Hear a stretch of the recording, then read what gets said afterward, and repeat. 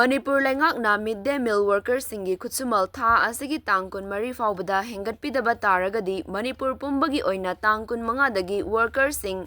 thabak leppagi Khongjang changsillagani haina All Manipur Midday Meal Workers Union gi maikeidagi phongdokhre. Ngasi union asina Manipur Press Club ta pangthokiba paugi mifam amada union asigi General Secretary Arambam Chanu thoina hai Manipur leingakna school fagathan si hairagasu Midday Meal Workers singi awaba karimata yengbidana leiri school singi chak thonggadariba workers sing asi school fagathan si mission da yaudaba manare tha ama honorarium lupa lishing amakhak piba asi workers singi karisu khanbidabani haina lawi Mamangda Manipur leingakta honorarium hengatnaba memorandum kaya pisinkre adubu leingakna tabidana leiba asi yaningde tha asigi Tang mari Phaobada leingakna honorarium gi sel kharada oirabasu hengatle haibagi cherol thokpigadabani karigumba thabak paikhatlaktaba taragadi workers singna chak thongba leplagani haiki paugi mifam aduda All Manipur Midday Meal Workers Union Thobal gi secretary Laisram Latari na hai Midday Meal Workers sing asi oja amaga manana ayuk pung 9:30 thabak tauribani mamangda workers sing asigi lupa lishing amaga chamnga piramba adu matam khara leiraga lupa lishing amakhaktamak pirakle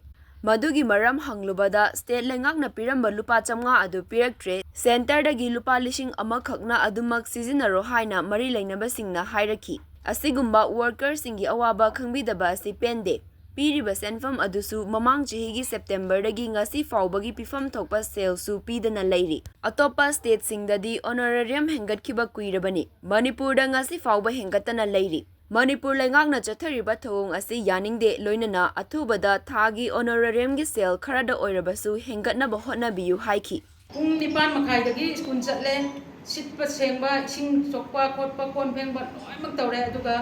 lupa sumnagi lupa lising makatani ko da pibiri tha amada adusu matam jana pibide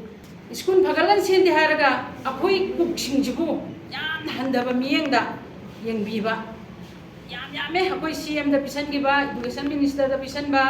Delhi da pisan ba masing khangdan pisale akhoi hengatpiu haibaje kanamtana tabidre akhoi state ki mina aduga migi state singidi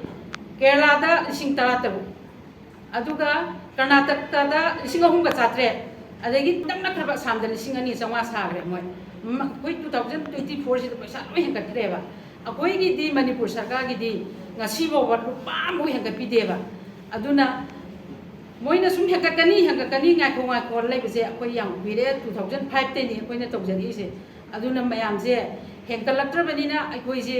2005 te gi tawrakpa akoi ji ngasi bo ta war abanina Satra haibasi ju akoi ju semdaba yade akoi mapi mapane na tawra akoi yamna awabase kathoga lakani adu ngasidi akoi khangbagi awabagi pangkai leitre leiba miyamna ju natraga sarkarna ju masi miyeng changbiro lakiba Tang jungi Tang 13 sibu akoi thabak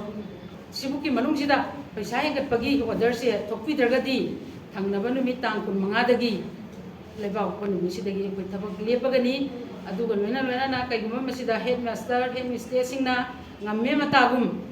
anoba engagement tawraga hapam taragadi maduda thongamba natraga headmaster headmistress sing madu phatan da thokpa matan da madu masam sagi tare